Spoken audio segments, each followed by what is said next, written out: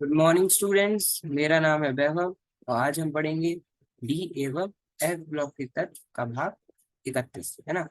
अभी तक हम 30 भाग पढ़ चुके हैं। आज हम 31वें भाग पर दृष्टि डालेंगे और इसे अच्छे से समझेंगे, है ना। तो चलिए फिर देर किस बात की, शुरू करते हैं।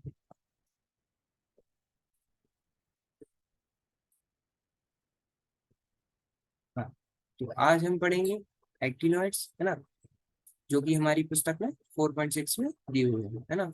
जो एफ ब्लॉक है, जिसे हम इनर ट्रांजिशन एलिमेंट्स या फिर आंतरिक संक्रमण तत्व भी बोलते हैं, है ना। उसके दो भाग होते हैं, मतलब उसमें दो श्रेणियां होती हैं। पहली लेंथरॉइड, दूसरी एक्टिनॉइड। लेंथरॉइड कौन सी, जो लेंथरम के बाद आते हैं 14 तक, 58 से 71, सीरियम से लुटेशियम तक, है ना, उन्हें हम लेंथरॉइड्स बोलते हैं। और जो तत्व 6D श्रेणी में, है ना, मतलब जो 6D श्रेणी थी डी ब्लॉक की, है ना, उसमें एक्टिनोइड्स मतलब एक्टिनियम के बाद आते हैं। जो 14 एलिमेंट 90 परमाणु, मतलब 90 परमाणु क्रमांक से 103 परमाणु क्रमांक तक, उसे हम उन्हें हम एक्टिनोइड बोलते हैं, है ना। तो आज हम उनके बारे में चर्चा करेंगे और उसके बाद हम उनकी इलेक्ट्रॉनिक विन्यास, है ना, उनका इलेक्ट्रॉनिक विन्यास क्या होता है उसे हम देखेंगे, है ना, और अच्छे से समझेंगे। तो चलो फिर आगे बढ़ते हैं। हाँ, तो आज हम पढ़ेंगे एक्टिनोइड्स के बारे में। तो एक्टिनॉइड में टीएस से एलआर तक 14 तत्व है ना। एक्टिनॉइड में किसमें, थोरियम से लोरेंशियम तक, है ना। टीएच कौन सा आता है, थोरियम। आर है एलआर, लोरेंशियम, है ना। तो एक्टिनॉइड में थोरियम से लोरेंशियम तक 14 तत्व है ना, 40 एलिमेंट्स है थोरियम से लोरेंशियम तक। इन तत्वों के नाम, संकेत तथा कुछ गुण सारणी 4.10 में दिए हुए हैं। तो इन ये जो तत्व है उनके नाम, है ना, उनके संकेत मतलब उनकी सिंबल, हम उन्हें किस नाम से मतलब किस सिंबल से रिप्रेजेंट या फिर किस संकेत से प्रदर्शित करते हैं। और इनके कुछ गुण हैं वह सारणी 4.10 में दिए हुए हैं, जिसे अभी हम थोड़ी देर में देखेंगे, है ना। एक्टिनॉइड रेडियो सक्रिय तत्व है। एक्टिनॉइड कौन से, रेडियो सक्रिय या फिर रेडियो एक्टिव एलिमेंट है तथा प्रारंभिक सदस्यों की आधुर्य अपेक्षाकृत अधिक होती है। जो एक्टिनॉइड, देखो जो लेंथनॉइड्स थे उसमें काफी कम जो तत्व थे वह रेडियो सक्रिय थे, लेकिन एक्टिनॉइड्स में जो ज्यादातर तत्व है वह रेडियो सक्रिय है ना, रेडियो एक्टिव है ना, तथा प्रारंभिक सदस्यों की जो आधुर्य अपेक्षाकृत अधिक होती है। जो प्रारंभिक सदस्य हैं उनकी जो आधुर्य अपेक्षाकृत वह क्या होती है, अधिक होती है। परंतु बाद वाले सदस्यों की आधुर्य का पारस 1 दिन से 3 मिनट तक है। लेकिन जो बाद वाले सदस्य हैं जिसके एक्टिनॉइड श्रेणी में जो बाद में तत्व आते हैं, उनकी आधुर्य का पारस मतलब उनकी आधुर्य का परास 1 दिन से 3 मिनट के बीच में है। लोरेंशियम जिसका परमाणु क्रमांक 103, Z इक्वल्स टू 103 है, उसकी आधुर्य 3 मिनट है ना। जो लोरेंशियम है, देखो श्रेणी कहाँ से एक्टिनॉइड्स की, थोरियम से लोरेंशियम तक। तो लोरेंशियम जो है वह इस श्रेणी का आखिरी तत्व है ना, जिसका परमाणु क्रमांक 103 है। तो लोरेंशियम जिसका परमाणु क्रमांक 103 है, Z इक्वल्स टू 103, उसकी जो आधुर्य है वह कितना है, 3 मिनट है। कितना है, 3 मिनट, है ना। तो शुरू के जो सदस्य हैं, है ना, शुरू के जो तत्व हैं श्रेणी के, उनकी आधुर्य अपेक्षाकृत अधिक होती है। लेकिन जैसे जैसे हम श्रेणी में आगे बढ़ते हैं तो जो अंत वाले सदस्य हैं, है ना, श्रेणी के अंत वाले तत्व हैं, उनकी जो आधुर्य है ना अपेक्षाकृत है वह कम होती है। जैसे कि जो लोरेंशियम है जो कि सबसे अंत में आता है, उसकी आधुर्य सिर्फ 3 मिनट है। बाद वाले सदस्य केवल नैनोग्राम मात्राओं में ही बनाए जा सकते हैं। जो बाद वाले तत्व है वह केवल नैनोग्राम मात्राओं में ही बनाए जा सकते हैं, क्योंकि वह क्या, रेडियो सक्रिय या फिर रेडियो एक्टिव होते हैं। इसलिए वह सर केवल नैनोग्राम में, नैनो क्या होता है, 10⁻⁻⁹ है ना। पिको होता था 10⁻⁻12, है ना। तो ये होता है 10⁻⁻9, ये 10⁻⁻⁹ मीटर, है ना। इसे हम बोलते हैं नैनोमीटर। 1 नैनोमीटर में मतलब 1 नैनोमीटर मीटर में 10⁻⁻⁹ होते हैं। इसलिए ये कितना है, 10⁻⁻⁹ मतलब 1/, और फिर 10⁹ है ना। ये हुआ ना इसका मतलब। तो ये काफी, है ना, देखो ये सही से नहीं बन रहा, लेकिन आप समझ गए, 1/10⁹ है ना। तो आपको पता है कि ये काफी कम है ना, कितना ज्यादा कम, मतलब 1/10⁹। तो जो बाद वाले सदस्य हैं इस श्रेणी के, वह सिर्फ नैनोग्राम्स में ही बनाए जा सकते हैं। है ना, इन तथ्यों के कारण इनके अध्ययन में अधिक कठिनाइयां आती है ना। ये जो तथ्य है इनकी वजह से जो हम जब एक्टिनोइड्स के जो तथ्य हैं उनके अध्ययन करते हैं तो इसमें अधिक कठिनाइयां आती है। ठीक है, इतना समझ आ गया, तो फिर आगे बढ़ते हैं। ठीक है, चलो फिर आगे बढ़ते हैं। हाँ, सारणी 4.10 है ना, हमने भी बात की थी। तो सारणी 4.10 में इनके इन तत्वों के नाम, संकेत तथा कुछ गुण दिए हुए हैं। तो चलो हम वही देखते हैं। सारणी 4.10, एक्टिनियम तथा एक्टिनोइडों के कुछ गुण, है ना। जैसे हम जब लेंथनॉइड्स की बात कर रहे हैं तो हम लेंथनम को भी साथ में लेकर चल रहे थे जब भी हम किसी भी गुण वगैरह की बात करते थे। ऐसे जब हम एक्टिनोइडों की बात, एक्टिनोइड्स की के गुणों की बात करेंगे, है ना, जब इन पे चर्चा करेंगे तो हम एक्टिनियम को भी साथ में लेंगे, है ना, क्योंकि इसके गुण है जो है वह भी लगभग लगभग समान है। ठीक है, तो चलो फिर हम सारणी देखते हैं, है ना। तो सारणी में क्या दिया है, परमाणु क्रमांक, नाम तत्वों के, उन्हें संकेत मतलब उनके सिंबल कैसे हैं, हमें किस रूप से दर्शाते हैं, वह उनकी मूल अवस्था में इलेक्ट्रॉनिक विन्यास, +3 अवस्था में इलेक्ट्रॉनिक विन्यास, +4 अवस्था में इलेक्ट्रॉनिक विन्यास, और उनकी त्रिज्या m जब अपनी +3 की ऑक्सीकरण अवस्था में हो और m जब अपनी +4 की ऑक्सीकरण अवस्था में हो। जो त्रिज्या है वह किसमें, पिकोमीटर में है ना। पिकोमीटर मतलब 10⁻⁻12 मीटर, मतलब 1/10⁻12 मीटर। ठीक है, चलो फिर आगे बढ़ते हैं। हाँ, तो परमाणु क्रमांक 89 है इसका, एक्टिनियम का। एक्टिनियम एक्टिनोइड्स का भाग नहीं है, लेकिन इसे हम फिर भी सम्मिलित करते हैं, है ना। तो इसका परमाणु क्रमांक कितना है, 89 है। नाम एक्टिनियम, और इसका संकेत क्या है, AC से हम इसे संकेत करते हैं। और इसका इसका इलेक्ट्रॉनिक विन्यास कितना है, 6d1 7s2, कितना है, 6d1 7s2, है ना। और जब हम M को 3+ में करेंगे, मतलब ये जो एक्टिनियम है जब अपनी +3 की ऑक्सीकरण अवस्था में जाएगा तो इसका इलेक्ट्रॉनिक विन्यास क्या है, 5s0 है। क्या है, 5s0 है। और अगर हम इसकी त्रिज्या देखें तो सिर्फ 111 है। कितनी है, 111 पिकोमीटर है, जब यह अपनी +3 की ऑक्सीकरण अवस्था में है। और +4 में इसकी कोई त्रिज्या या फिर +4 में इसकी इलेक्ट्रॉनिक विन्यास नहीं दी गई। तो चलो अब हम थोरियम की बात करते हैं, जो कि एक्टिनोइड्स का भाग है ना। थोरियम जिसका परमाणु क्रमांक 90 है, उसका संकेत TH है, और इसकी इलेक्ट्रॉनिक विन्यास कितनी है, 6d2 7s2 है। कितना है, 6d2 7s2 है। और M3+ में हम करते हैं, मतलब ये जो तत्व है यह अपनी +3 की ऑक्सीकरण अवस्था में, इसकी इलेक्ट्रॉनिक विन्यास कितना है, 5f1, कितना है, 5f1। और जब ये तत्व अपनी +4 की ऑक्सीकरण अवस्था में होता है तो इसकी इलेक्ट्रॉनिक विन्यास कितना है, 5f0 है ना। और हम त्रिज्याओं की बात करेंगे, देखो यहाँ पे हम त्रिज्या इनकी पता नहीं कर पाए हैं, लेकिन अगर आप देखोगे तो अगर देखो कुछ की त्रिज्या हमें नहीं पता, है ना, जैसे इन दोनों की नहीं पता, और एक्टिनियम की +4 ऑक्सीकरण अवस्था में नहीं पता ना, क्योंकि ये जो एक्टिनोइड्स है इनके अध्ययन करने में हमें काफी दिक्कत होती है। क्यों, क्योंकि ये रेडियो एक्टिव है ना। तो अगर आप सिर्फ एक ट्रेंड देखोगे कि मतलब जब हम श्रेणी में आगे जाते हैं तो उनकी जो त्रिज्या है वह कम होती जा रही है ना। तो यहाँ 111, ये 103, ये 101 और ये 100 पिकोमीटर, है ना। ऐसे जब +4 में देखेंगे तो 99, 96, 93, 92, 90, है ना। तो यहाँ पे भी जो त्रिज्या है वह कम होती जा रही है। इसका मतलब हम जैसे जैसे श्रेणी में आगे बढ़ते जाएंगे तो जो एक्टिनोइड्स है उनकी त्रिज्या और उनका जो आकार है वह छोटा होता जाएगा। ठीक है, इतना समझ आ गया। चलो फिर आगे बढ़ते हैं, है ना। तो ये परमाणु क्रमांक 91 है किसका, प्रोटैक्टिनियम का, जिसका संकेत क्या है, Pa है। और इसकी इलेक्ट्रॉनिक विन्यास कितना है, 5f2 6d1 7s2, है ना।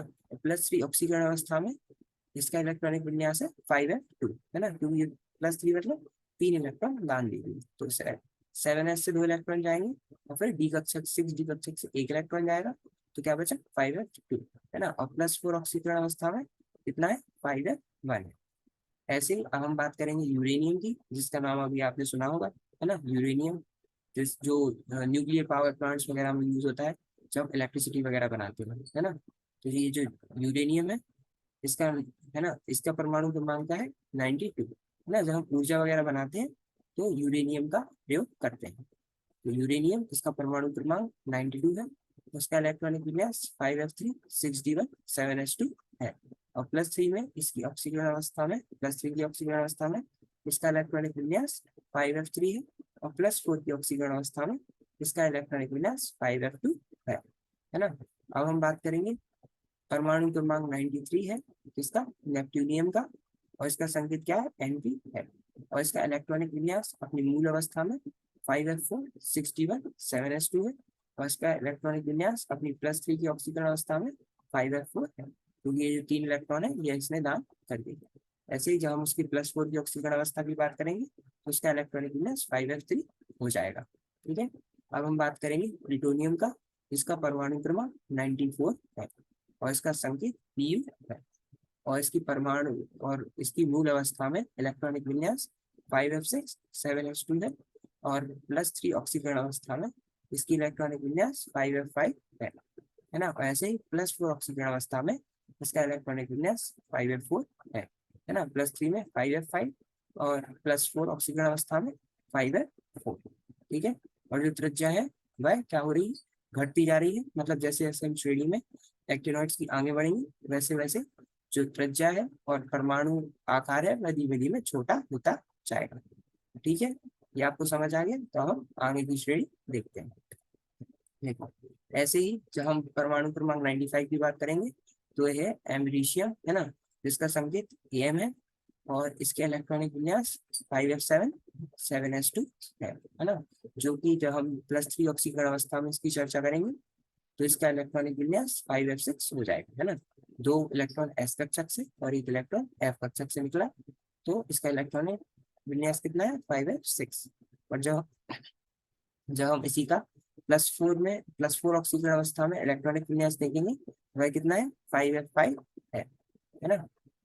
और यहाँ पे भी देखोगे जो त्रिज्या है वह लगभग लगभग घटती जा रही है, अपनी +3 ऑक्सीकरण अवस्था में भी और +4 की ऑक्सीकरण अवस्था में भी, है ना। तब जो +3 और +4 ऑक्सीकरण अवस्था में जो त्रिज्या है वह भी धीमे धीमे घटती जा रही है, जो कि बता रहे हैं कि जब हम श्रेणी में आगे जाते जाएंगे जैसे जैसे वैसे वैसे जो त्रिज्या और परमाणु आकार है वह घटता चला जाएगा, है ना।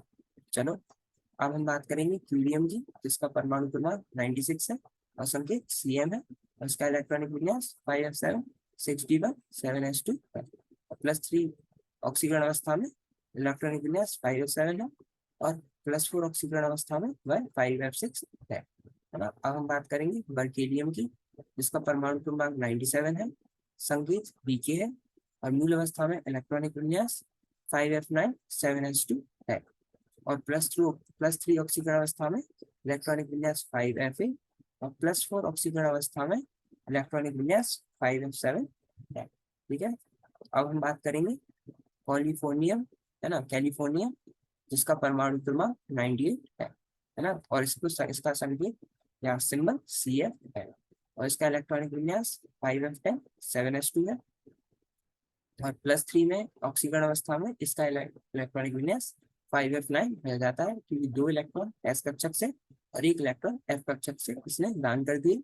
तो M3+ में इसका इलेक्ट्रॉनिक विन्यास 5f9 है और M4+ में इसका इलेक्ट्रॉनिक विन्यास 5f8 है ना। अब हम बात करेंगे है ना, हम बात करेंगे आइंस्टाइनियम की, है ना, आइंस्टाइनियम, जिसका परमाणु क्रमांक 99 है और संकेत Es है। और इसका इलेक्ट्रॉनिक विन्यास इसकी मूल अवस्था में 5f11 7s2 है। और अपनी +3 ऑक्सीकरण अवस्था में इसका इलेक्ट्रॉनिक विन्यास 5f10 है। और +4 ऑक्सीकरण अवस्था में इसका इलेक्ट्रॉनिक विन्यास 5f9 है। ठीक है। अब हम चर्चा करेंगे फर्मियम, जिसका परमाणु क्रमांक 100 है, संकेत Fm। मूल अवस्था में इलेक्ट्रॉनिक विन्यास 5f12 7s2, +3 ऑक्सीकरण अवस्था में इलेक्ट्रॉनिक विन्यास 5f11 +4 में 5f10, है ना। अब 100 परमाणु क्रमांक के साथ है मैंडेलिवियम, जिसका संकेत Md है। इलेक्ट्रॉनिक विन्यास 5f13 7s2 है। +3 ऑक्सीकरण अवस्था में 5f12 है और +4 में 5f11 है ना। अब ये हम बात करेंगे नोबिलियम के बारे में, जिसका परमाणु क्रमांक 102 है, संकेत NO है। और इलेक्ट्रॉनिक विन्यास 5f40 7s2 है। और +3 में ऑक्सीकरण अवस्था में इलेक्ट्रॉनिक विन्यास 5f13 है और +4 ऑक्सीकरण अवस्था में इलेक्ट्रॉनिक विन्यास 5f12 है। अब ये हमारा आखिरी तत्व एक्टिनॉइड्स का, जिसे हम लॉरेंशियम बोलते हैं।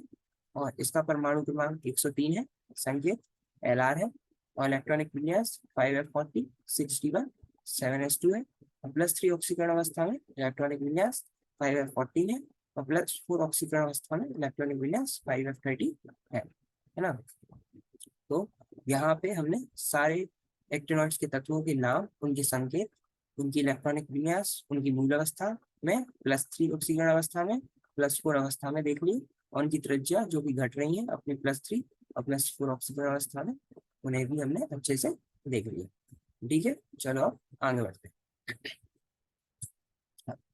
इलेक्ट्रॉनिक विन्यास है ना, जो कि हमारी पुस्तक में 4.6.1 में दी हुई है। अब देखो, इस सारणी से समझा जाता है कि सभी एक्टिनॉइडों में 7s2 विन्यास होता है ना। जितने भी ये जो इलेक्ट्रॉनिक विन्यास है इन तत्वों के, इन सब में 7s2 जो है वह हर एक में है ना, हर एक इलेक्ट्रॉनिक विन्यास में 7s2 7s2 7s2 है ना, इन सब में 7s2 है। तथा 5f एवं 6d उपकोशों में परिवर्तनशील निवेश होता है ना। परंतु जो 5f एवं 6d उपकोश है ना, उन उपकोशों में परिवर्तनशील निवेश होता है। 14 इलेक्ट्रॉन का निवेश 5f उपकोश में होता है ना। 14 इलेक्ट्रॉनों का निवेश 5f उपकोश में होता है। थोरियम, जिसका एटॉमिक नंबर या फिर परमाणु क्रमांक 90 है, तब तो नहीं, परंतु Pa एवं इसके आगे वाले तत्वों में नियमित रूप से निवेश होते हुए परमाणु संख्या 103 तक पहुंचने पर 5f कक्षक पूर्ण रूप से भर जाता है। क्या? 14 इलेक्ट्रॉनों का जो निवेश 5f उपकोश में होता है ना। थोरियम तक तो नहीं, परंतु Pa एवं उसके आगे वाले तत्व है ना, Pa उसके आगे वाले तत्वों में नियमित रूप से निवेश होते हुए परमाणु संख्या 103 तक पहुंचने पर 5f कक्षक पूर्ण रूप से भर जाता है। 5f कक्षक जो है जब वह 103 तक मतलब लोरेंशियम तक आता है ना, तब वह 5f कक्षक पूर्ण रूप से भर जाता है। लेंसनॉइडों के समान एक्टिनॉइडों के इलेक्ट्रॉनिक विन्यासों में अनियमितताएं 5f उपकोश में जैसे लेंसनॉइड्स में अनियमितता थी है ना इलेक्ट्रॉनिक विन्यास में, वैसे ही एक्टिनॉइड्स के भी इलेक्ट्रॉनिक विन्यास में काफी अनियमितताएं हैं। ऐसे ही 5f उपकोश में उपस्थित F0, F7 तथा F14 विन्यासों के स्थायित्व से संबंधित है। ये जो इलेक्ट्रॉनिक विन्यास और जो कई गुण है, उनका कारण क्या है? F0, F7 तथा F14 विन्यास के स्थायित्व से संबंधित है ना। जब भी F देखो, जैसे D कक्षक हम देखते थे अर्धवृत्त पूर्णवृत्त, ऐसे ही जब F कक्षक वृत्त होता है ना, और अर्धवृत्त होता है और पूर्णवृत्त होता है, तो इनके स्थायित्व में काफी अंतर होते हैं है ना। जैसे जब अर्धवृत्त और पूर्णवृत्त होता है तब उसे अलग स्थायित्व प्रदान होता है, ऐसे ही जब F वृत्त होता है तब भी वह उसके स्थायित्व से संबंधित होता है ना। इसी वजह से F0 होता है जब F7 होता है, मतलब जिसमें 7 इलेक्ट्रॉन होते हैं, या जब F कक्षक में 14 इलेक्ट्रॉन होते हैं, तो वह अपने इलेक्ट्रॉनिक विन्यासों को में मतलब जो F5F सीरीज है या 5F श्रेणी है, वही कारण है इनके इलेक्ट्रॉनिक विन्यास में अनियमितताएं का। ठीक है, ठीक है। तो तथा F14 विन्यासों के स्थायित्व से संबंधित है। इस प्रकार AM तथा CM का इलेक्ट्रॉनिक विन्यास क्रमशः Rn5f7 7s2 तथा Rn5f7 6d1 7s2 है। यह Rn क्या है? यह नोबल गैस है, सबसे पास वाली। और तो हम इसकी पूरा इलेक्ट्रॉनिक विन्यास ना लिख के किसी भी तत्व का उसके पास की नोबल गैस का, और उसके बाद हम आगे का इलेक्ट्रॉनिक विन्यास लिख देते हैं है ना। तो AM तथा CM का इलेक्ट्रॉनिक विन्यास क्रमशः Rn5f7 7s2 तथा Rn5f7 6d1 7s2 है। यद्यपि 5f कक्षकों तथा 4f कक्षकों में उनके तरंग फलन के कोणीय भाग के संदर्भ में समानता पाई जाती है ना। 5f कक्षक तथा 4f कक्षकों में उनके तरंग फलन के कोणीय भाग के संदर्भ में समानता पाई जाती है, परंतु ये इतने धसे हुए नहीं होते जितने की 4f कक्षक है ना।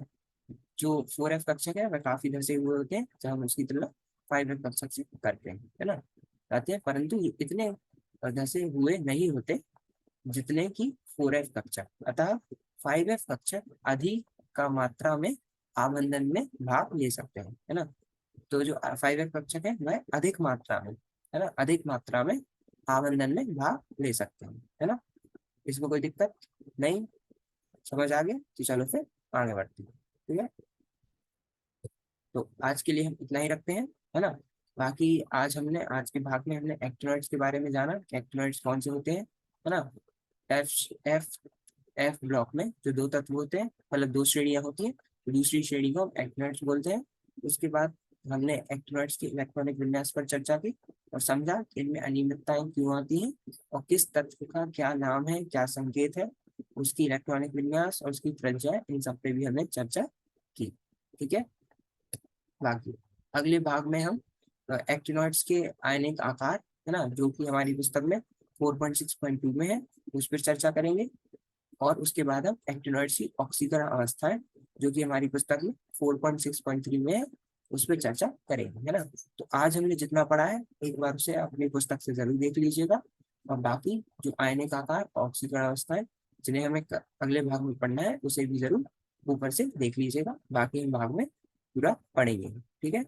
तो आज के लिए इतना ही। बाकी धन्यवाद। Thank you. मिलते हैं अगले भाग में।